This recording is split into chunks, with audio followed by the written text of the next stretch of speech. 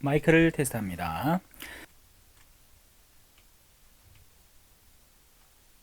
1분. 31분에 시작할게요. 네.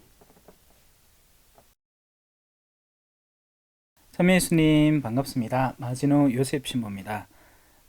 오늘은 특별히 스튜디오 안에서 녹음으로 진행하도록 하겠습니다. 그래서 평소보다는 조금은 부드럽게 이끌어 나가도록 할게요. 다 같이 기도하고 시작하도록 하겠습니다.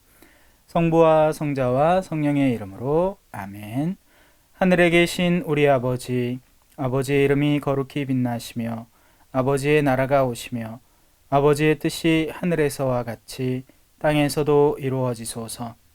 오늘 저희에게 일용할 양식을 주시고 저희에게 잘못한 일을 저희가 용서하오니 저희 죄를 용서하시고 저희를 유혹에 빠지지 않게 하시고 악에서 구하소서. 아멘. 성부와 성자와 성령의 이름으로 아멘. 반갑습니다. 우리 지난 시간까지 다툼이라는 주제에 대해서 간단하게 알아봤습니다. 그리고 이번 시간은 혼인에 관한 문제입니다. 사실 이 혼인이라는 것 여러 가지로 지금 이제 여러 군데에서 문제가 되고 있는 내용들이죠.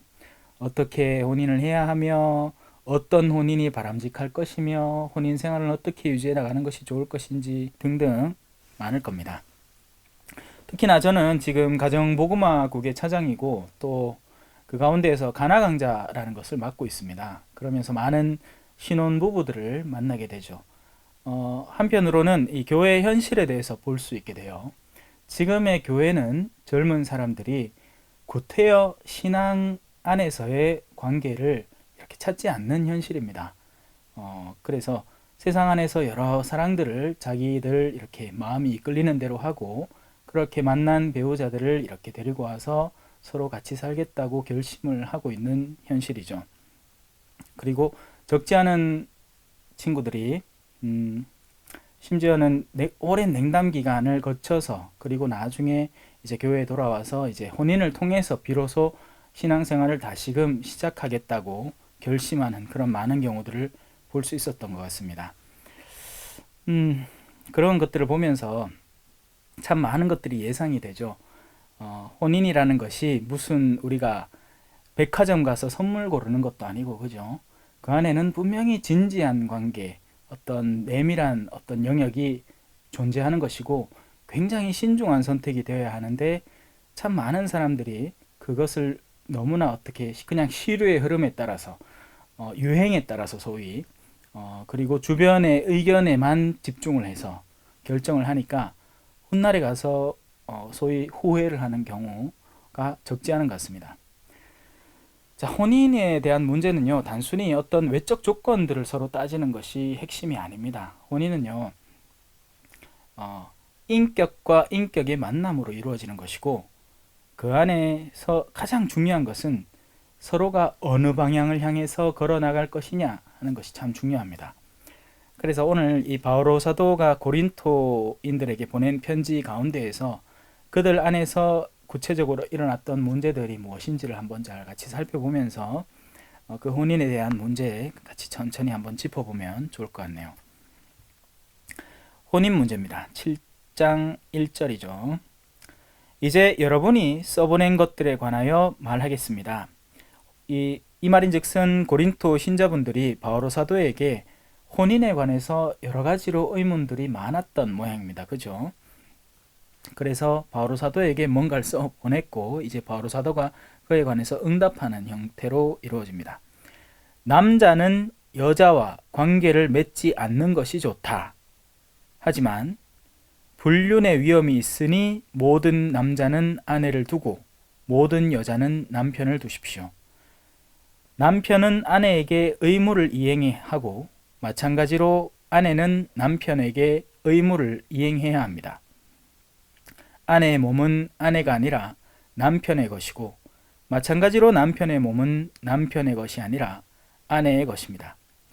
서로 상대방의 요구를 물리치지 마십시오. 다만 기도에 전념하려고 얼마 동안 합의한 경우는 예외입니다. 그 뒤에 다시 합치십시오. 여러분이 절제하지 못하는 틈을 타 사탄이 여러분을 유혹할 수 있기 때문입니다. 그러나 그렇게 합의하여도 괜찮다는 뜻이지 명령하는 것은 아닙니다. 나는 모든 사람이 나와 같아지기를 바랍니다. 그러나 이 사람은 이런 은사, 저 사람은 저런 은사, 저마다 하느님에게서 고유한 은사를 받습니다. 일단 한번 쭉 읽어드렸습니다. 바오로 사도에게서 우리가 금세 이렇게 이해할 수 있을 것 같은 것은 바오로 사도가 혼인에 대해서 반대하고 있나 하는 느낌입니다. 하지만 우리는 그걸 이제 우리 식대로 바오로 사도를 이해하기 때문인 거죠.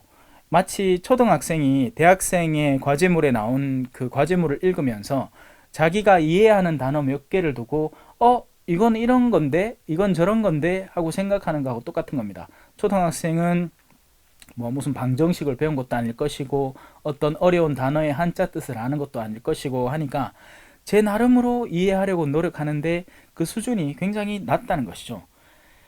우리의 혼인에 있어서의 수준은 과연 어느 정도일까요? 사람마다 다양할 겁니다. 그죠? 근데 적지 않은 경우에 이제 그 청년기, 청소년기에 접어든 학생들의 관심사는 성적인 것이 굉장히 강할 거예요. 그죠? 소위 말하는 육체적인 관계 안에서의 혼인인 거죠. 내가 그러니까 사회적으로 비난받을 만한 어떤 관계를 벗어나서 유일하게 허락된 성적인 관계, 그것은 혼인이니까 적지 않은 사람들은 바로 거기에 집중을 해서 혼인 관계를 조명하고 있는 겁니다. 그리고 실제로 거기에 매여 사는 사람들도 많을 거예요. 그래서 그런 부부 관계 안에서 이제 서로의 그런 뜻이 맞지 않을 때, 소위 말해서 남편은 굉장히 어떤 욕구가 강하고 자주 어떤 관계 안에서 서로 친교를 나누고 싶어 하는데 아내는 뭔가 시큰둥할 때 이제 관계가 틀어지는 일들이 시작이 됩니다. 그런 기초적인 관계를 바탕으로 바오로 사도가 하려는 말의 의도를 파악하려고 들면 우린 당연히 그에 대해서 오해할 수밖에 없습니다. 바오로 사도가 하는 말은 보다 심층적인 것이고 보다 깊은 것인데 그 가운데에서 이 표면적인 것을 다루고 있기 때문이죠. 남자는 여자와 관계를 맺지 않는 것이 좋다.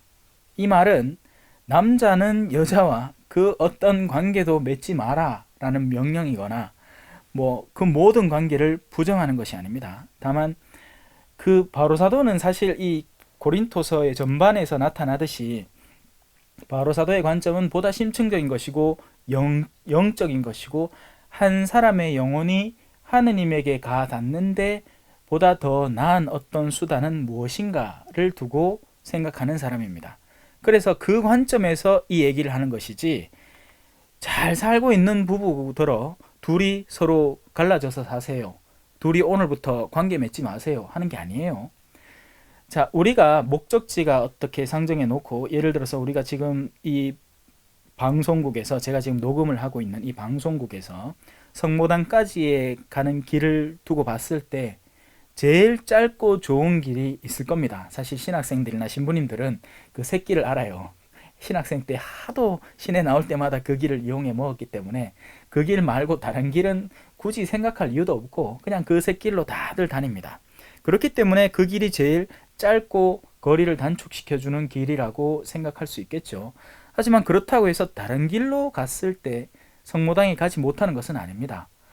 휘둘러가는 길도 있고 차가 다니는 길로 해서 신호등을 통해서 이렇게 옆으로 돌아가는 길도 있고 성모당의 앞문으로 들어갈 수도 있고 성모당의 후문으로 자동차 골목 쪽으로 들어갈 수도 있고 여러 가지 성모당에 도착하는 방법이 있는데 그 가운데 지금 바오로 사도는 남자는 여자와 관계를 맺지 않는 것이 영적인 면에서는 더 나은 영적인 이득을 얻을 수 있다라는 모범, 그러니까 이걸 모범 답안이라고 하기도 힘들고 어떻게 표현하는 게 좋을까요?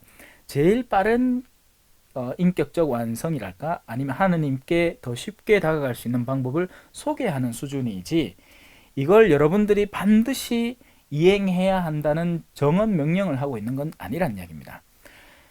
자, 그리고 바오로 사도는요, 사람들에 대한 이해감이 전혀 없던 게 아니에요. 우리는 흔히 오늘날의 이런 여성 상위 시대이고 또 여러 가지 면모에서 바오로 사도의 말을 바라보고 이렇게 그걸 분별하려고 드니까 언뜻 듣기에는 바오로 사도는 굉장히 편협한 어떤 생각을 지니고 있는 게 아닌가라는 생각을 하기 쉽지만 사실 영적으로 완성된 이들이 인간의 그런 기초적인 내면들을 전혀 모르고 엉뚱한 소리를 하진 않습니다. 사실 뭐 저 역시도 때로는 그런 오해들을 많이 당해요. 제가 내면으로 이렇게 살펴봐서 더 나은 어떤 길이 있어서 그것을 소개했을 때 많은 경우에 사람들은 자신들의 감정을 상해하고 자신들이 이미 하던 일과 어떤 거슬리는 어떤 영역을 접하기 때문에 제가 하는 말에 동의하지 못하고 저에 대해서 반감을 일으키는 경우가 있습니다. 자, 바오로 사도는 사람들의 위험성, 사람들의 어떤 내적 욕구가 폭풍처럼 밀려드는 그런 영역을 알고 있었습니다. 그래서 불륜의 위험이 있으니 모든 남자는 아내를 두고 모든 여자는 남편을 두십시오라는 말을 덧붙입니다. 왜냐하면 그 불륜이, 자, 지금 오늘날의 수많은 사회 안에서 일어나는 혼인들이 과연 어느 정도일까요? 어떤 수준일까요? 과연 몇십 년 전에 우리가 지켜오던 그런 가정사와 오늘날에는 과연 어떤 차이가 있을까요? 이런 것들을 비교하는 건 의미가 없죠. 하지만 인간의 내면을 살펴보면 그 인간의 내면이 딱딱한 호두 껍질 같이 이렇게 되어 있다고 했을 때 그것이 무언가를 잘 지키고 이렇게 하는 것인데 그 가운데 벌어진 틈이 하나도 없을 것인가? 분명히 있을 것이고 그리로 새어나오는 어떤 영역이 존재를 한다는 것이죠. 그것이 바로 불륜의 위험이라는 것입니다. 그래서 한 남자는 허락만 된다면 어쩌면 수많은 여자들하고 관계를 맺을 수도 있어요. 그래서 그거보다는 차라리 한 여자를 딱 상정을 하고 그 여자와의 그런 친교를 이렇게 나누는 것이 좋을 것이다 라는 이야기고 또 여자 측에서도 마찬가지라는 이야기입니다. 그런데 그렇게 했을 때 남편은 그 배우자, 자신이 살을 섞기로 하고 같이 함께 하기로 마음을 먹고 결정을 내린 그 아내에게 의무를 이행해야 되고 또 반대로 아내도 그 남편에게 그 남편이 요구하는 그 남편이 필요로 하는 것을 채워줄 의무를 이행해야 됩니다. 이로 인해서 바오로 사도는 그 혼인관계에 대한 전반적인 통찰력을 지니고 있었다는 것을 알 수 있어요. 우리가 하는 혼인은요, 꿈 같은 생활, 환상의 생활, 처음부터 시작해서 뭐 마지막까지 그냥 샤롱샤롱 막 꿈을 꾸고 막 해롱해롱거리는 그런 생활이 절대 아닙니다. 결혼은 분명히 현실이죠. 그리고 어떤 경우에는 누구는 진짜 심하게는 이렇게도 표현을 합니다. 결혼은 미친 짓이라는 표현도 해요. 하지만요, 저는 거기에 대해서 정말 잘못 표현한다고 얘기하고 싶습니다. 사람은요, 자신이 가진 생각에 따라서 그 사고를 형성을 하고 가장 근본 의도가 굉장히 중요해요. 결혼은 저는 이렇게 얘기합니다. 결혼은요, 굉장히 아름다운 관계입니다. 한 인간의 부족함이 다른 인간의 부족함과 만나서 그 서로의 부족함을 채우고 하나로 완성되는 아주 아름다운 관계예요. 여러분들 지금 이 강의를 들으시는 분들도 모쪼록 이 생각을 가장 근저에 깔아놓으셨으면 좋겠습니다. 주변에서 수많은 이야기들이 들려올 거예요. 왜? 그들은 관계를 파괴하고 싶으니까요. 자신이 마음에 드는 것만 취하고 싫은 것은 배척하는 관계를 그들은 추구하고 있으니까요. 그래서 그들은 끊임없이 이 관계를 파괴하는 유행어들을 만들어내고 이 관계를 파괴하는 생각들을, 사상들을 만들어내고 또 수많은 인터넷상에서 주고받는 서로의 농담들은 남편을 욕하는 것이거나 시어머니를 욕하는 것이거나 아내를 비하하는 말이거나 뭐 결혼 생활을 충실하게 실천하는 사람들을 조롱하는 말이거나 하는 말들이 수도 없이 난무할 것입니다. 여러분, 핵심에 집중하십시오. 인간은 인간을 만나야 됩니다. 그렇게 짜여 있고 그리고 그 만남은 서로의 부족함을 채우는 만남이어야 됩니다. 우리가 양손을 이렇게 꼭 치면 서로의 깍지를 통해서 서로의 손가락의 빈 공간들이 다른 손가락들을 통해서 채워지면서 온전한 깍지가 끼워지고 그렇게 꼭 쥐어진 손은 절대로 풀리지 않는 손이 되는 것처럼 결혼은 한 남성성과 한 여성성이 온전히 만나서 서로의 부족함을 채워주는 것이어야 됩니다. 그런데 이것이 왜 안 되느냐? 서로가 서로의 부족함을 채우려고 드는 게 아니라 서로가 서로에게 필요한 요소만 쪽쪽 빨아당기는 이기적인 관계 안에서 이 만남이 이루어지기 때문이죠. 그래서 연애 시절 동안에는 서로가 아직 서로에게 부족하고 필요한 것이 남아있기 때문에 그것이 채워질 것을 기대하기 때문에 서로의 사랑이 뜨겁게 타오르기도 합니다. 하지만 그 시기가 지나는 건 시간 문제죠. 얼마나 가느냐. 그것은 호르몬에 남아있는 양에 달려 있을 수도 있고 또 서로의 남은 교양에 달려 있을 수도 있어요. 그러니까 진짜 싸우고 싶은데 다른 사람 눈치가 보여서 못 싸우는 그런 경우도 있을 수 있죠. 그리고 마지막 경우는 그들의 신앙에 달려 있는 겁니다. 그래서 혼인관계 안에서 이 신앙이라는 영역은 어마어마하게 중요한 것인데 많은 사람들은 이 신앙이라는 것을 제일 아래 선택지로 두고 제일 무시하는, 제일 마지막에 겨우 그냥 부모님에게 겨우 등 떠밀려서 혼인 성사나 내가 받아준다 라는 식으로 성사를 받는 경우가 적지 않다는 것을 제가 이 몇 차례의 가나 강좌를 통해서 지켜봐오고 배우게 된 겁니다. 오늘날의 젊은이들은 자신의 가장 오래 삶을 지속해야 하는 배우자를 고르는 데 있어서 가장 중요한 선택지로 그의 신앙을 바라보는 법을 이미 잊어버렸습니다. 그러면 그 나머지 것들을 바라보게 되겠죠? 그 나머지에는 어떤 것이 있을까요? 무슨 직업을 가졌느냐? 집안은 어떠냐? 인물은 좋으냐? 신체적인 조건에 하자는 없느냐? 그런데요, 그런 것들은요, 관계를 지속하는 데 도움을 크게 주지 못합니다. 여러분, 친구 관계도 마찬가지예요. 우리가 어떤 친구를 좋은 친구라고 생각을 하죠? 돈 많은 친구가 좋은 친구인가요? 근데 그 돈 많은 친구가 우리에게 다가와서 막 교만한 척을 하고 자기가 뭐 다 가졌다고, 자기가 뭐 모임 때마다 쏜다고 자랑을 하면 그 앞에서 얻어먹긴 할 거예요. 언제까지? 그 친구의 돈이 다 떨어질 때까지. 하지만 그 친구가 돈이 떨어지는 순간부터 그 친구는 더 이상 친구가 아니게 됩니다. 왜냐하면 필요한 걸 다 빨아먹었기 때문이죠. 그 이전부터 이미 그 사람과는 친구 관계를 맺을 이유가 거의 없을 거예요. 다만 그 친구가 빵빵하게 돈을 쌓아냈기 때문에 그 친구 관계를 유지해 왔던 거겠죠.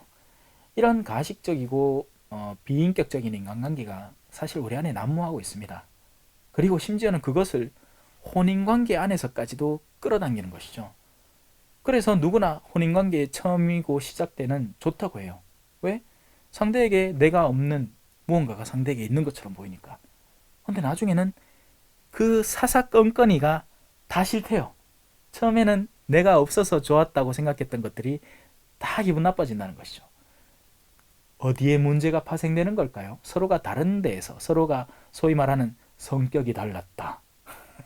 거기에서 문제가 파생되는 걸까요? 아닙니다. 저는 그걸 어떻게 관찰하느냐.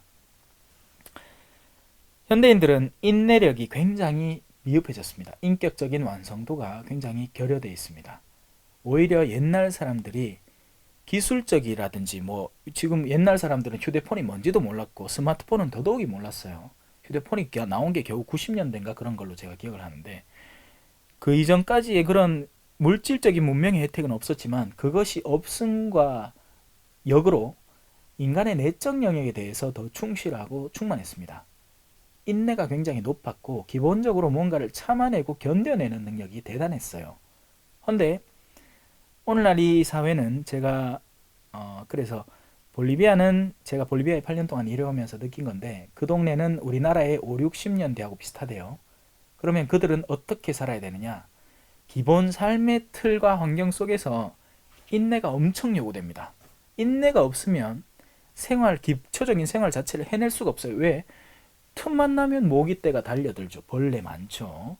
또 뭐 오늘날 우리는 미세먼지가 싫으니 좋으니 뭐 마스크를 끼고 난리를 치는데 그 동네는 아예 그냥 모래바람이 날려 들어와서 잠깐만 무슨 다른 일을 하고 책상을 다시 만지면 책상이 바스락거립니다. 또 날씨는 더우니까 땀은 비 오듯이 흐르죠. 그런데 뭐 그러면 하루에 뭐 24시간을 샤워를 하고 살 수 있느냐? 당연히 할 수 없겠죠. 그런 여러 가지 삶의 불편함들이 도리어 역으로 어떻게 작용하느냐? 우리 인간의 내면 안에 인내를 형성을 해서 그 기초적인 인내가 어마어마하게 쌓여 있다는 것이죠. 그래서 그 인내가 다른 사람의 어떤 영역과 만날 때 둘이는 어떤 경우에는 정말 한 남성이 인격적으로 부도덕하기도 하고 타락해 있기도 하지만 그걸 참아내는 여성들이 존재를 한다는 것입니다. 한국 같으면 당장에 이혼했을 거예요. 예. 오늘날의 우리 한국의 사람들은 이 물질 문명의 혜택과 여러 가지 문명들의 이런 발달 속에서 인내를 점점 상실해가고 있습니다. 그래서 심지어는 자기 자식도 참지 못하는 세상, 자기 부모도 견디지 못하는 세상으로 변질되어 버렸어요. 그러니 이 두 완전히 다른 문화권 속에서 살다가 이제 함께 살겠다고 모인 이 두 인격체, 더군다나 남성성과 여성성, 완전히 다른 성격 유형의 두 인격체가 만났을 때 그 인격적 관계 유지가 오래 지속되지 못할 것이라는 건 누구나 예상해 볼 수 있는 문제죠.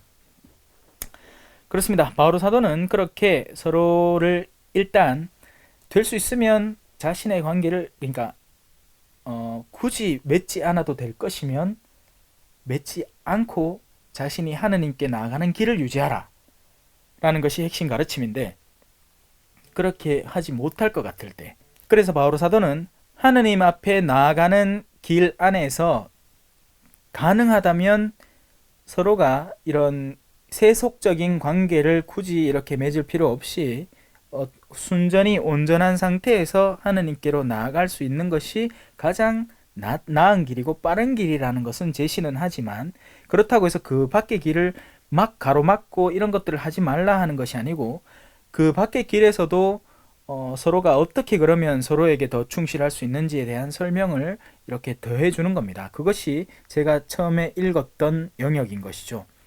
남편은 아내에게 의무를 이행하는 것. 그러니까 남편은 아내를 가졌으니 아내를 가진 권리만을 누리라는 것이 아니라, 남편으로서 아내에게 마땅히 해야 하는 의무를 실천하는 것에 대한 강조를 합니다. 또 반대로 아내는 남편에게 그렇게 해 주어야 하는 것이죠. 이 의무 안에는 다양한 세상적인 것들이 포함이 됩니다. 하지만 이것이 서로를 향한 의무를 충실히 하려는 근본 의도가 사라지고 나면 남은 것은 서로의 권리만을 챙기려고 들고, 그러다 보면 반드시 이 갈라섬이 시작이 되는 것이죠. 바오로 사도는 이런 움직임에 대해서 명징히 알고 있었고 그것을 예방하고 싶은 겁니다. 아내의 몸은 아내가 아니라 남편의 것입니다. 그리고 남편의 몸은 남편이 아니라 아내의 것입니다. 자, 일단은 이 육체적인 관계 안에서 우리는 서로의 몸이 자신의 것을 위주로 상대를 끌어당기는 것이 아니라 바로 내 몸이 그에게 속한 것이라는 인식을 올바로 갖춰야 한다는 것을 이해해야 돼요. 사실 남자의 몸과 여자의 몸은 그야말로 극단적으로 다르죠. 이 신체적인 성징이라든지 그런 것이 완전히 다르고, 또 그 안에서 그런 다름으로 인해서 가지게 되는 성향도 다르게 됩니다. 그런데 우리가 우리 측에서만의 요구를 가지고 상대를 이용해 먹으려고 들면 반드시 상대에게 해를 끼치게 돼요. 그래서 우리는 상대를 존중하는 법을 배워야 됩니다. 상대가 어떤 건지 상대의 몸을 배우고, 이것은 사실 여기서 좀 더 심도를 깊게 나가고 진도를 좀 많이 나가서 부부관계의 친밀도 안에서도 충분히 설명될 수 있는 여지의 것인데, 이걸 신부의 입에서 나오는 말로 설명을 굳이 듣고 싶지는 않을 테니까 일단 이 정도로 설명하고는 말겠습니다만, 여러분들은 서로 상대방의 요구에 대해서 잘 알고 있어야 되고, 그런 것에 대해서 더 솔직담백하게 이야기를 허심탄회하게 나눌 줄을 알아야 됩니다. 그리고 상대를 존중하는 마음으로 그런 자리에 임할 줄을 알아야 되는 거죠. 제가 물론 가나 강좌도 하지만 에미 주말도 다녀왔고 에미 디포 과정도 거쳐왔는데, 그 안에서 수많은 부부들이 벌써 한참 전부터 관계를 끊고 살아요. 그게 편하다고 생각하기 때문이죠. 그게 일시적으로 편한 거지 절대로 편한 게 아닙니다. 왜냐하면 사람의 몸은 당연히 어떤 욕구가 있고 그 욕구는 합당하게 채워질 필요가 있는데, 결혼한 부부는 그것을 서로를 위해서 챙겨주라고 있는 것인데 그걸 이기적인 용도로 쓰고 있으니까 언뜻 그런 사람들이 이런 표현을 할 거예요. 나는 거룩해. 나는 성녀가 되고 싶어. 성녀는 그런 관계 안 해. 아니요. 그건 크게 잘못 생각하시는 거예요.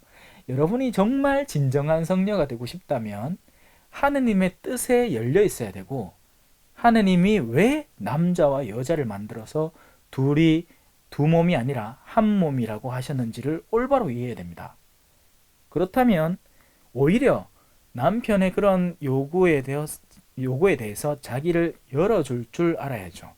그게 그 사람이 성녀가 되는 길이에요.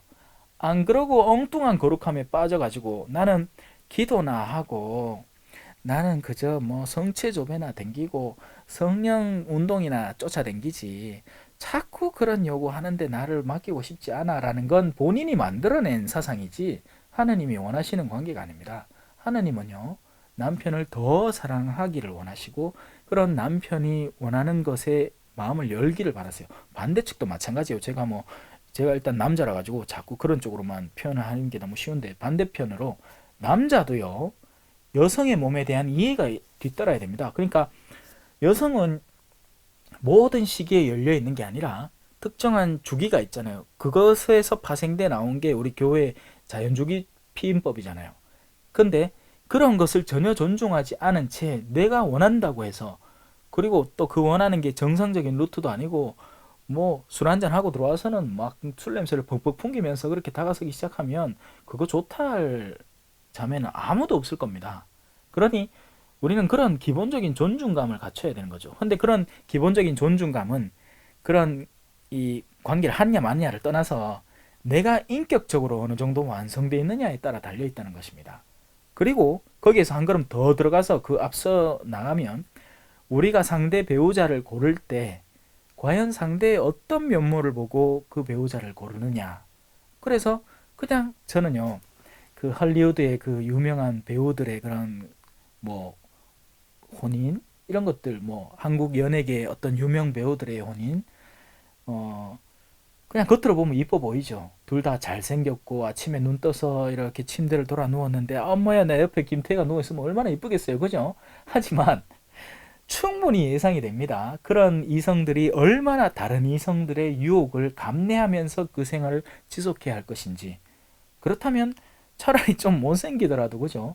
나를 챙겨주고 나를 아껴주고 정말 진심으로 나를 걱정해주고 사랑해주는 배우자가 정말 아름다운 배우자인 거죠. 그러니까 아름다움의 속성이 어디에 숨어 있냐는 것에 따라서 사람이, 그러니까 뭐 어떤 관점으로 상대를 바라보느냐에 따라서 그 아름다움의 면모들이 완전히 달라지게 된다는 거예요.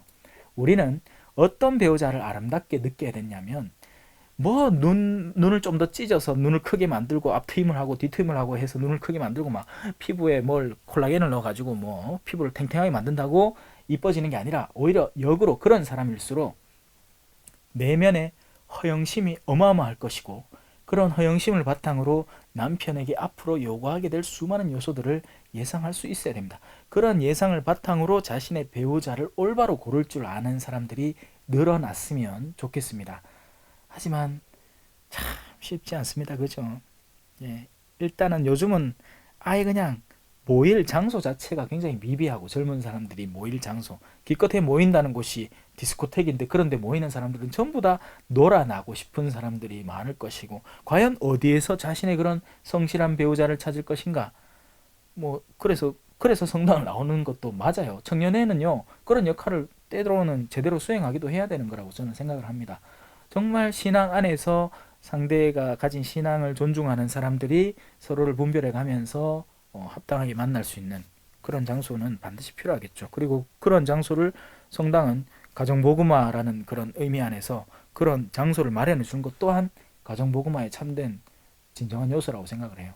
그렇게 만난 부부들은 서로의 인격을 잘 알고 서로를 이해할 것이기 때문에 당연히 하느님의 뜻에도 열려 있을 것이고, 세상이 암만 우리 귀가 팔랑거려서 세상의 의견에 뒤흔들리고 자녀를 많이 낳으면 경제가 힘들어진다라는 의견을 듣다 하더라도 그들은 인격적인 그런 만남을 이행해 나가면서 하느님의 뜻을 수용을 하고 자녀 출산의 축복을 더 많이 받으려고 노력하겠죠. 생활이 약간 힘들어질 수는 있겠지만 부부가 서로 마음을 모으고 앞으로 나아간다면 극복해내지 못할 일은 없다고 생각합니다. 사람은 이든 저든 자기 살아날 방법은 다 찾아 나서니까요. 자, 그렇습니다. 그래서 서로 상대방의 요구를 물리치지 마십시오라는 이 바오로 사도의 말은 솔직담백한 말이에요. 서로 상대방의 요구를 물리치지 마십시오. 하지만 그 이전에 아내 몸은 아내가 아니라 남편의 것이고 남편의 몸은 남편의 것이 아니라 아내의 것이니까 서로를 잘 이해하고 그 안에서 서로 정당하게 해오는 요구들은 수용할 줄 알라는 것이죠. 하지만 이것이 안 되는 케이스들을 저는 너무나 잘 알고 있습니다. 암만 요구를 해도 철벽맨 키로 안 한다 하고 또 그죠? 또 심하게 요구를 하기도 하고 상대에 대한 배려가 전혀 없이 심지어는 이런 얘기까지 들었습니다. 부부 강간이라는 것이 존재한다고요. 참 안타까운 일이죠. 네, 여러모로 안 하는 부부도 안타깝고 너무 요구를 하고 상대를 괴롭게 만드는 부부도 안타깝고 참 가지가지로 안타깝습니다. 그죠? 여러분이 절제하지 못하는 틈을 타 사탄이 여러분을 유혹할 수 있기 때문입니다. 여러분, 어둠의 영은요, 가장 근본 목적은 하나밖에 없어요. 그 사람이 하느님에게서 떨어져 나가게 하면 그걸로 끝입니다. 그게 그의 목적을 완성하는 거예요. 그런데 그 목적은 어떤 단계를 거쳐서 어떻게 이루어질까요? 우리 일상의 모든 단계를 통해서 이루어집니다. 우리가 전혀 예상하지 못했던 어떤 틈을 통해서도 사탄은 비집고 들어와서 그 틈을 벌려놓고 우리 사이를 서로 멀어지게 만들고 증오하게 만들고, 그리고 나아가서는 하느님과의 관계에서 떨어져 나가게 만들죠. 자매님들 조심하십시오. 흔히 하는 남편 욕, 흔히 하는 남편에 대한 비난, 그리고 우리가 흔히 만들어내는 어떤 소위 말하는 여론, 부정적인 여론들, 하느님의 뜻에 반하는 여론들, 어머야 저 사람들은 자식들이 뭐 저리 많노 짐승들 아이가 하는 그런 일상적인 표현들과 의견의 조장들을 굉장히 조심해야 됩니다. 여러분은 그렇게 사탄의 도구로 쓰일 수 있어요. 지금 우리가 뚜렷이 느끼고 있잖아요. 인구 절벽에 부딪혔습니다. 왜요? 두 부부가 아이를 2명도 안 낳아요. 1명 아니면 기껏 많이 낳아봐야 2명, 심지어는 아예 안 낳고 살겠다고 결심하는 부부도 있고, 자녀 낳는 걸 최대한 뒤로 미루겠다고 하는 부부도 있어요. 이 모든 것들이 왜 벌어지고 있을까요? 왜냐하면 우리가 그렇게 조성해 놓은 문화 환경이 젊은이들의 생각 속에서 자녀를 낳는 것은 곧 고통이고 고난이고 괴로움이구나 하는 생각들이 유행되었기 때문입니다.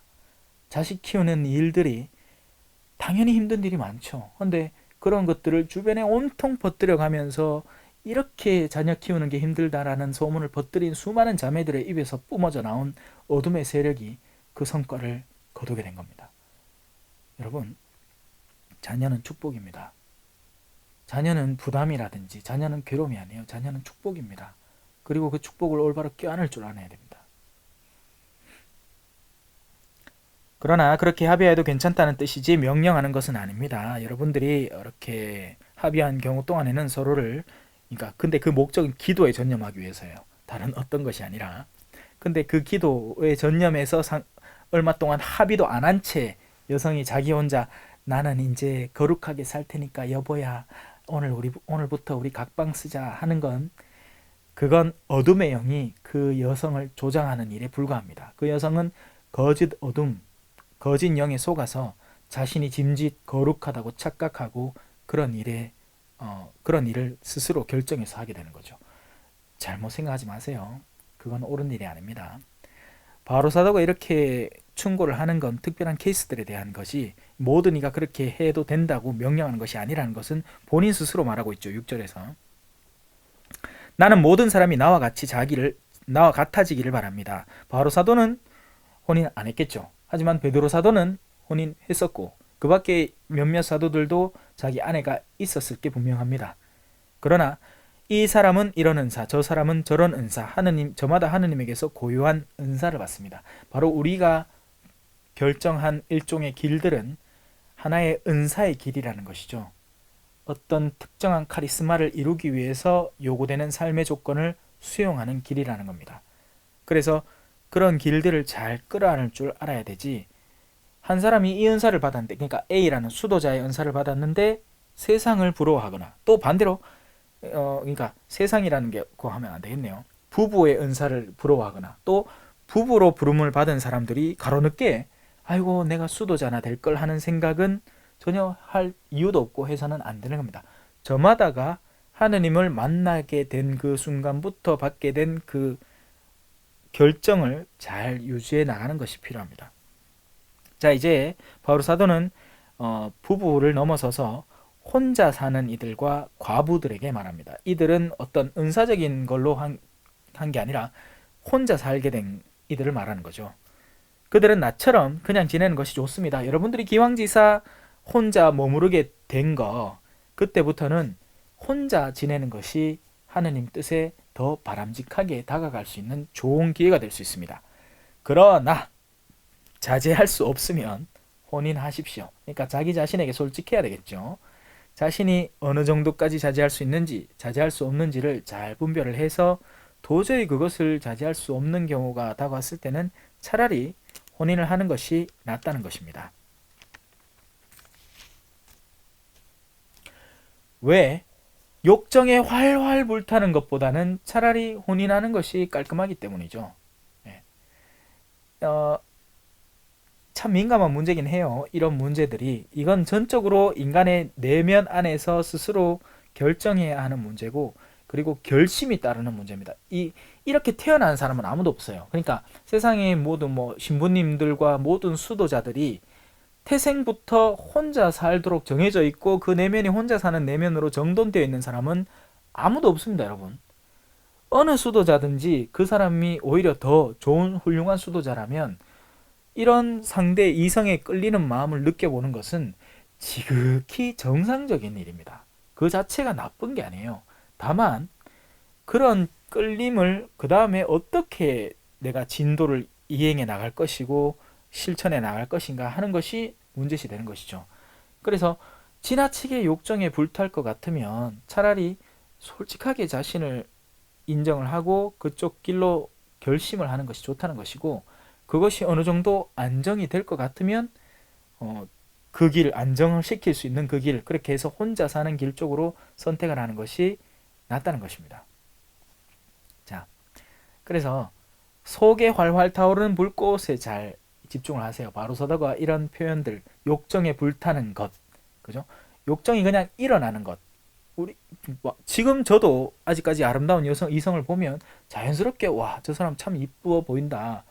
그것 자체가 죄가 아니에요. 그리고 제가 사제로서 적지 않은 분들의 어떤 질문을 이렇게 받게 됩니다. 성사의 자리에서도 그렇고 일상적인 만남의 자리에서도 그렇고 많은 남자분들이 자신 안에서 일어나는 그냥 순간적으로 일어나는 욕정 있죠. 그러니까 소위 말하는 음란한 생각이 갑자기 일어날 수 있어요. 그것 때문에 고해성사를 많이 보러 옵니다. 하지만 우리가 생각을 무슨 레고 블록 마냥 딱 끼워놓고 그걸 딱 조정하고 이렇게 절대로 안 돼요. 그래서 그 생각이 잠깐 일어나는 것 그 자체는 절대 죄가 아닙니다. 그건 욕정에 불타고 있는 게 아니에요. 그건 잠깐의 욕정이라는 것이 활성화된 것 뿐인 거죠. 왜냐하면 내한테 그런 소스들이 들어오니까 맛있는 음식 냄새를 맡는데 침이 어떻게 안 새어나옵니까? 그 침을 어떻게 막습니까? 그건 안 되는 거예요. 그건 지극히 자연스러운 현상이고 그냥 흘려보내면 되는 겁니다. 아, 맛있는 음식 냄새가 나네. 근데 그 다음에 그 음식을 어떻게 구할 것이냐는 거죠.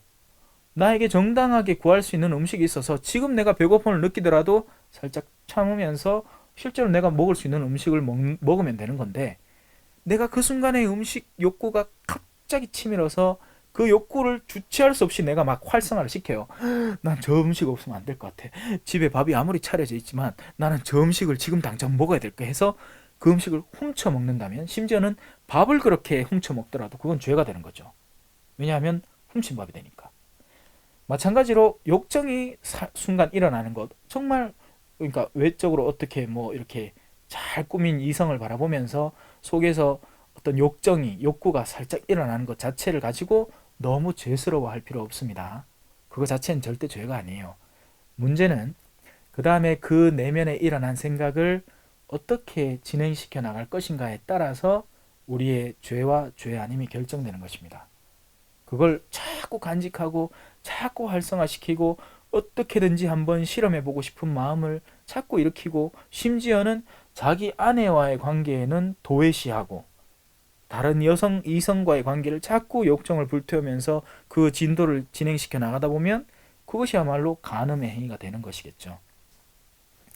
그래서 욕정에 불타는 것보다는 혼인하는 편이 나은데, 근데 요즘 세상은 혼인을 해도 욕정에 불탄다는 것이죠. 그 정도로 사람들이 어떤 일종의 어떤 욕구에 중독되어 있는 경우가 적지 않다는 것입니다. 자, 일단 진도를 나갈까요? 혼인한 이들에게 분부합니다. 내가 아니라 이건 주님께서 분부하는 것이니까 잘 새겨들어야 됩니다. 아내는 남편과 헤어져서는 안 됩니다. 또 반대도 마찬가지고, 남편은 아내를 버려서는 안 됩니다. 그리고 중간에 하나 끼어 넣어졌습니다. 만일 헤어졌으면 혼자 지내든가 남편과 화해해야 합니다. 여러분, 이 가르침, 이건 지금 바오로 사도가 자기 가르침을, 자기 생각과 의견을, 고견을 전하는 게 아니라 주님께서 분명히 분부하신 거예요. 남자와 여자는 한 몸이 되고 그 두 몸은 하나의 몸이 되어서 결코 갈라질 수 없다. 만약에 그 관계를 찢는 존재가 있으면 그 찢는 탓이 있는 사람은 그야말로 그 관계에서 멀어지는 것이고, 그리고 그 관계에서만 멀어지는 것이 아니라 그 찢은 탓으로 인해서 그는 하느님과도 멀어지게 됩니다. 우리가 하느님 안에서 맺어진 관계를 이 성사혼이라는 관계로 칭하잖아요. 근데 그 성사혼에서 어떤 경우에 이혼하는 경우도 있죠. 그러니까 사회적으로 이혼을 하죠. 근데 그렇게 됐을 때 한 사람이 사회적인 이혼을 당할 수 있잖아요. 그죠? 자기는 헤어지고 싶지 않았고 성사혼 관계라는 것을 알고 하느님 안에서 이루어진 관계라는 걸 알기 때문에 그 혼인을 유지하고 싶은데, 예를 들어 한 측이 다른 배우자와 다른 이성과 불륜이 나서 끊임없이 이 관계를 떼어놓고 결국에는 자기가 찢어놓고 가요. 이혼서장에 억지로 도장을 찍게 만들고 떠납니다. 그때 모든 관계가 혼인조당이 자동으로 걸린 게 아니라 그 관계를 일으킨 사람이 탓이 있는 것이지, 이렇게 해서 갈라지고 나서 만약에 예를 들어서 한 여성, 남자가 그렇게 갈라지고 나갔어요. 딴 여자 만나서 놀러가고, 그리고 이 여성이 혼자 살겠다고 결심하면 얼마든지 와서 성체 모시고 해도 아무 상관이 없습니다. 그 자체로 죄가 일어난 게 아니에요. 다만 끊임없이 다시 화해하고 다시 이렇게 합의를 하려고 노력은 꾸준히 해야 되겠지만, 그 자체의 결과로만 뭐가 막히는 건 아니에요. 다시 여기서 이 여성이 새로운 남자를 만나서 재혼을 시도할 때 그때부터 복잡한 일이 이제 시작이 되는 겁니다. 그러니까 그러면 그 관계를 끌고 가서 교회 법정에 가서 뭐 소송을 받고 뭐 무효화를 하느니 마느니, 그 탓이 누구에게 있느니, 그래서 뭐 공지를 해서 이런 시도가 있으니까 이런 남자분은 이 연락처를 받는 대로 연락을 주십시오 하고, 이런 여러 가지 절차들이 이제 뒤이어지는 건데, 이든 저든 남편과 아내는 헤어져서 안 됩니다. 이걸 혼인의 불가해소성이라는 전문 용어로 표현을 합니다. 이게 가나 강좌에서 가르쳐 주시는 혼인의 두 가지 중요 요소 가운데 하나죠. 다른 하나는 단일성이에요. 그러니까 한 사람과만 혼인을 하라는 거죠. 그건 당연한 얘기겠죠. 뭐 난들, 예를 들어서 내가 만약에 누군가 결혼을 해. 근데 내가 그 배우자가 나 말고 다른 남자하고 또 관계를 맺기를 세상에 어느 부부가 바라겠습니까?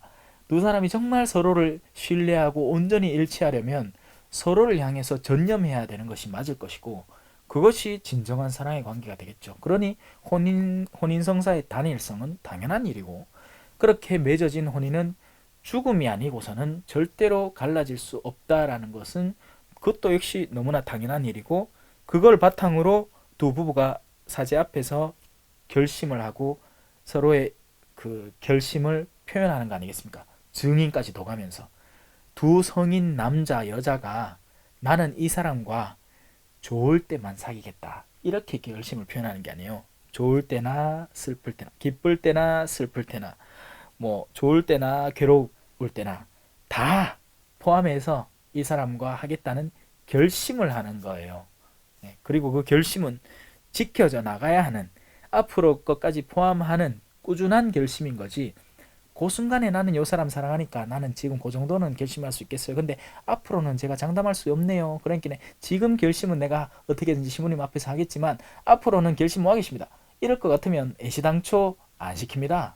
그게 그렇게 예상될 것 같으면요. 자, 그 밖의 사람들, 혼인한 이들에게 분부, 그리고 과부들에게 한 이야기도 있고, 그리고 혼인한 부부들에게 한 이들이 있고, 그 한 의견이 있고, 이제 그 밖의 사람들에게 주님이 아니라 이제 바오로 사도의 개인적인 의견을 말합니다.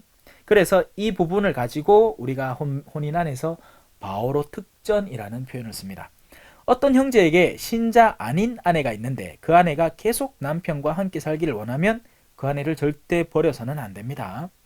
또 어떤 부인에게 신자 아닌 남편이 있는데 그가 계속 아내와 함께 살기를 원하면 그 남편을 버려서도 안 됩니다. 그래서 우리 교회는 관면혼이라는 걸 하죠. 근데 그 관면혼의 전제 조건이 있잖아요. 신자 아닌 사람을 불러다 놓고 혼배 면담을 합니다. 그러면서 신자 아닌 배우자에게 상대 배우자의 신앙생활을 존중하겠습니까? 하나. 그리고 그 상대 배우자의 자녀들의 신앙생활을 존중하겠습니까? 하나를 묻고 거기에 동의를 할 때 비로소 그러면 적어도 이 혼인 관계는 허락해 드립니다 하고 관면을 주는 거죠. 근데 그렇게 신자인 사람과 신자 아닌 사람이 그렇게 교회 안에서 관면혼을 받았는데 아니면 받았는데 그 가운데서 신자 아닌 사람이 그 신자 아닌 사람의 탓으로 인해서 갈라서려고 할 때 그때는 어떻게 될까요? 그 뒤에 답이 나옵니다. 자, 일단 조금만 더 읽어 나와 보죠. 신자 아닌 남편은 아내로 말미암아 거룩해졌고 신자 아닌 아내는 그 남편으로 말미암아 거룩해졌기 때문입니다. 그렇지 않으면 여러분의 자녀도 더러울 터이지만 사실은 그들도 거룩합니다. 신자가 자신의 신앙생활을 제대로만 이행해 나간다면 그러니까 어머야 저 사람은 저렇게 신앙생활을 하는 사람이구나 하면서 누구나 감탄할 만한 신앙인이라면 신자 아닌 배우자를 만나더라도 얼마든지 감화시킬 수 있고 심지어는 그의 영혼마저도 구해낼 수 있을 거예요. 그리고 실제로 그런 케이스들이 많습니다. 수많은 자매님들이 신앙인으로서 신앙인 아닌 형제님을 만나서 결국에는 그 신앙인인 형제님들이 그 자매님의 꾸준한 사랑에 굴복하고 신앙을 수용하고 받아들인 경우들을 우리는 정말 아름다운 경우들을 많이 알고 있죠. 그리고 그렇게 해서 키워진 자녀들, 신앙인인 어머니 속에서 비록 아버지는 성당에 끊임없이 거부하고 안 나왔지만 그래도 그 어머니가 꾸준히 자녀들을 보살피고 보듬어서 신앙의 길로 초대하는 경우, 그렇게 해서 자녀들이 신앙을 받아들인 경우도 우린 잘 알고 있습니다. 그죠? 그 얘기를 지금 하고 있는 거예요. 헌데 그 뒤에 이제 바로 특전 이야기가 나옵니다. 신자 아닌 쪽에서 헤어지겠다면 헤어지십시오 라고 합니다. 그러니까 헤어지는 탓이 신자 측에 있는 것이 아니라 신자 아닌 사람에게 있어야 됩니다. 그래야 이 바로 특전이 적용이 되는 거예요.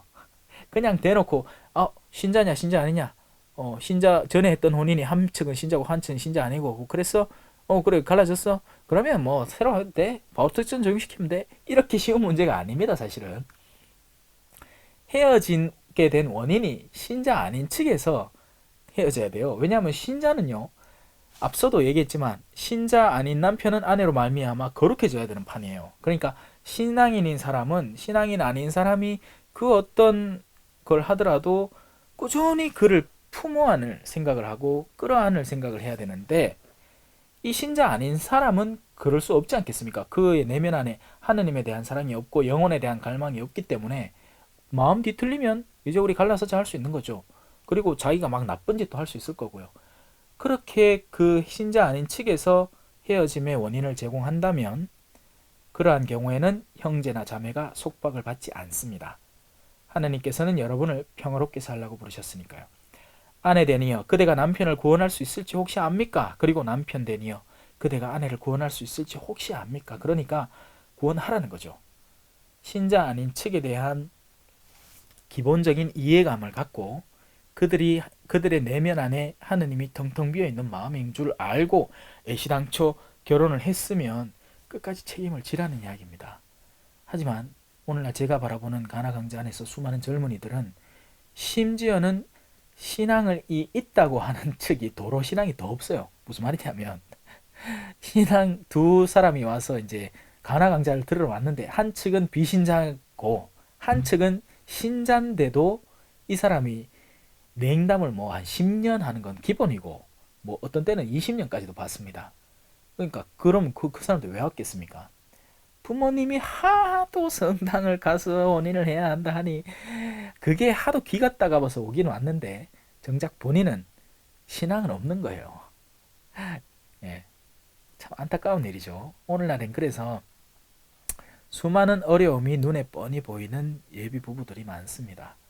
그래서 그런 이들이 가나 강좌에 왔을 때 저는 최선을 다해서 가르치긴 하지만 사실 이게 적지 않은 노력이 많이 드는 부분입니다. 그리고요 단순히 그냥 가나강자의 시간을 늘린다고 해서 이게 자동적으로 해소되는 게 아니에요. 왜냐하면 몇십 년 동안을 그렇게 하느님 없이 지내온 사람이고 거기 그 삶의 패턴에 익숙해져 있는 경우이기 때문에 그 가나강자의 시간을 단순히 늘린다고 해서 이것이 해소되는 것도 아닙니다.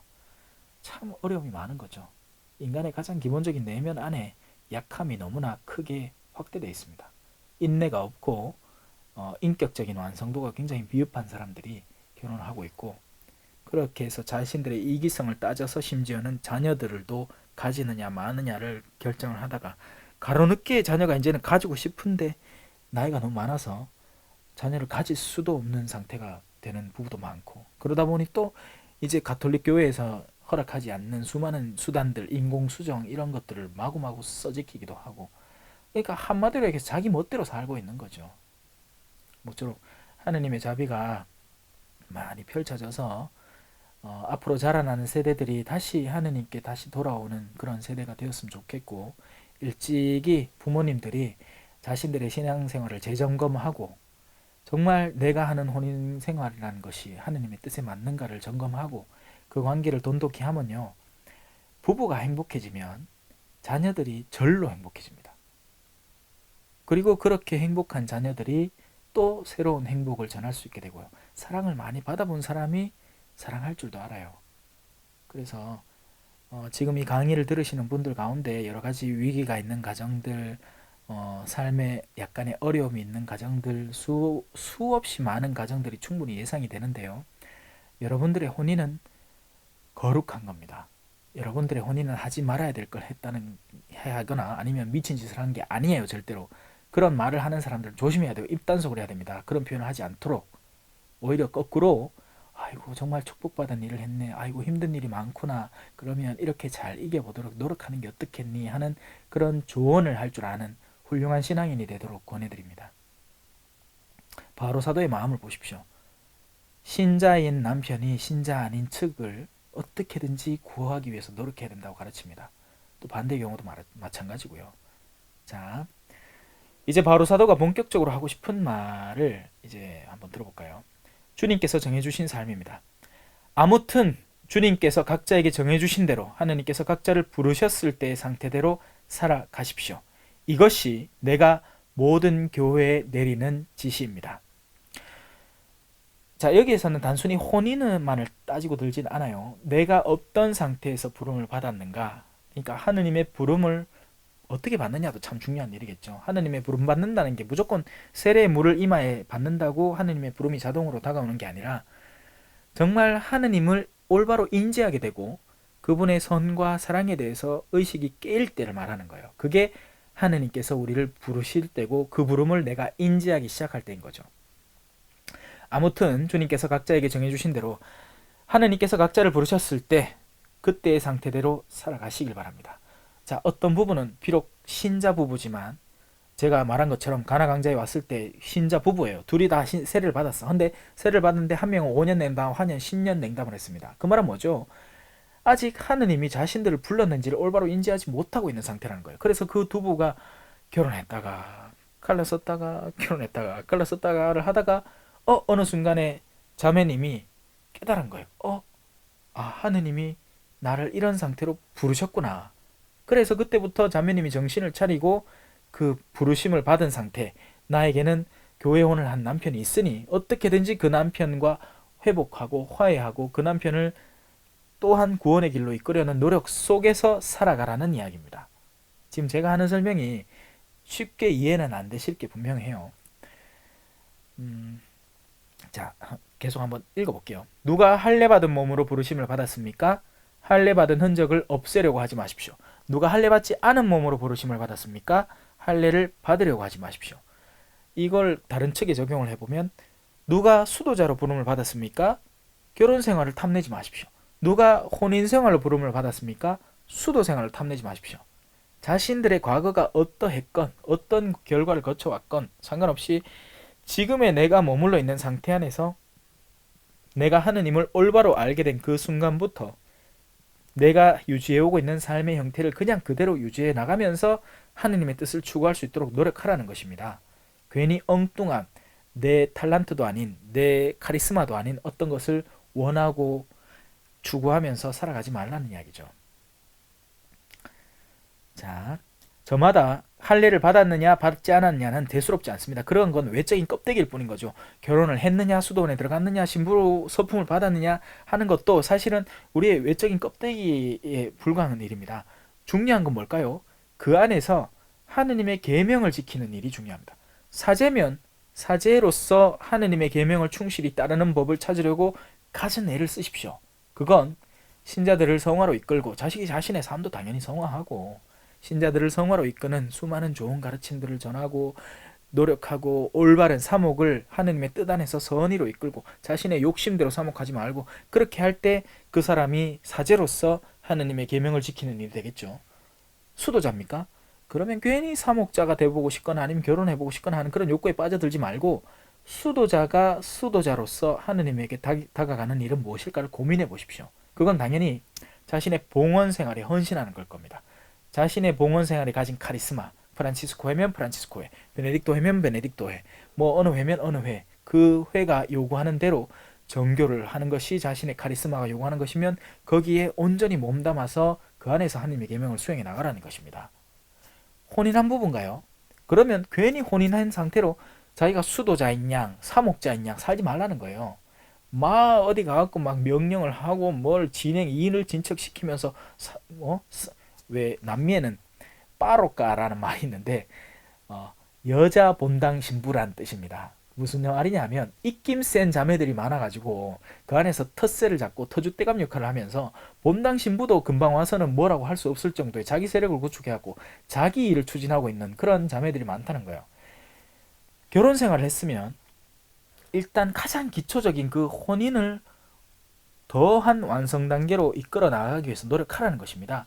자녀들을 추스리고 남편을 정말 남편의 가장의 집안의 우두머리로서 집안의 머리로서 존중을 하고 그를 위해서 헌신의 힘을 다하고 시어머니를 모시고 또 친정어머니도 챙기고 하는 그런 집안의 허브 역할을 제대로 하면서 자매님들이 충실히 살라는 것이고 남편 측도 마찬가지죠. 남편이 이렇게 그 혼인생활 안에서 하느님을 알게 되었으면 일단은 가장 먼저는 그 혼인 관계를 풍성히 만들고 그리고 나서 그 밖의 활동들을 해도 늦지 않다는 것입니다. 전혀. 그런데 혼인생활의 책임물을 피하기 위해서 본당에 와서 일을 하고 앉았다면 집안에서는 한숨밖에 안 나오기 때문에 성당에 나와서 다른 일을 추구하는 사람이라면 그래서 레지오하고 레지오 2차 가고 그리고 2차 주에 하면서 술 마시면서 본당 신부님 초대해가지고 그 본당 신부님을 늘 핑계거리로 삼는 그런 삶에 빠져 있다면 그런 삶의 태도는 엄청나게 나쁜 옳지 않은 하느님의 계명에 완전히 거스르는 껍데기로 보면 성당 안에서 온전히 살아가는 것처럼 보이지만 오히려 가장 멀리 하느님에게 멀어져 있는 그런 상태라는 것입니다. 우리는 이 혼인 하느님으로부터 이루어진 혼인을 올바로 회복할 필요가 있습니다. 물론 이 기초적인 혼인은 남자와 여자 간의 올바른 관계일 수도 있겠지만 사제는 하느님과 또 수도자도 예수님과 혼인한 사람으로서 우리는 올바로 이 삶을 잘 유지해야 됩니다. 그대가 부르심을 받았을 때 종이었습니까? 그것에 마음을 쓰지 마십시오. 자유인이 될 수 있다고 하여도 오히려 지금의 상태를 잘 이용하십시오. 주님 안에서 부르심을 받은 종은 이미 주님 안에서 해방된 자유인입니다. 종이라는 상태 그 자체가 상태가 뒤바뀌지 않아요. 종으로서 일을 계속하겠죠. 주인 발을 씻어야 되고 주인 밥상을 차려야 되고 주인이 가라 하면 가고 오라 하면 와야 되는데 그 주인을 섬기는 행위를 통해서 하느님의 거룩함을 드러낼 수 있다는 것입니다. 그러니까 내가 자유인, 자 이제 내가 이제 한 주님의 부름을 받은 자유인이구나. 그러면 지금 내 주인에게서도 벗어나야지. 아니요, 그렇게 되는 게 아닙니다. 오히려 주인을 자유롭게 하느님의 뜻에 따라서 진심으로 사랑으로 섬기면서 내가 온전한 하느님 안에서의 자유를 누릴 수 있다는 것이죠. 그러니 이 혼인한 부부들에게 다시 돌아와서 그 가르침을 이 부부들에게 올바로 적용을 해볼 때 자매님, 형제님, 여러분들이 마치 묶인 듯이 느끼는 그 배우자의 관계 안에서 여러분들은 지금 하느님의 초대를 받고 있고 그 초대를 올바로 수용했을 때 여러분들의 묶인 관계가 전혀 묶인 관계로 이루어지지 않는다는 것입니다. 여러분이 내면 안에서부터 자유롭게 해방되었기 때문에 오히려 그 관계에 더 충실하게 상대를 위해서 헌신하고 노력하고 또 상대의 몸을 존중하라는 앞선 가르침처럼 그런 가르침들을 열심히 수행하면서도 여러분은 혼인성사 안에서 하나의 성인, 성녀로 거듭날 수 있다는 것입니다. 부르심을 받은 자유인은 그리스도의 종입니다. 하느님께서 값을 치르고 여러분을 속량해 주셨고 그렇기 때문에 사람의 종이 되지 마십시오. 이 말인즉슨 사람의 안에서 행해야 될 모든 역할들을 수행하지 말라는 것이 아니라 하느님의 자유인으로서 그 더 이상 사람의 명령에 휘둘리는 사람은 되지 말라는 거예요. 자, 오늘 이렇게 혼인에 대해서 참 긴 가르침인데 다 할 수는 없고 이 정도에서 시간이 다 되어서 마치도록 하겠습니다. 네, 오늘은 특별히 스튜디오 안에서 진행을 했고 여러분 제 앞에 다른 분들이 계시지 않았기 때문에 차분하게 진행하려고 노력을 했습니다. 미흡함이 있더라도 잘 들어주시면 고맙겠습니다. 마친 기도 바치고 마치도록 하겠습니다. 성부와 성자와 성령의 이름으로 아멘. 영광이 성부와 성자와 성령께 처음과 같이 이제와 항상 영원히 아멘. 성부와 성자와 성령의 이름으로 아멘. 감사합니다.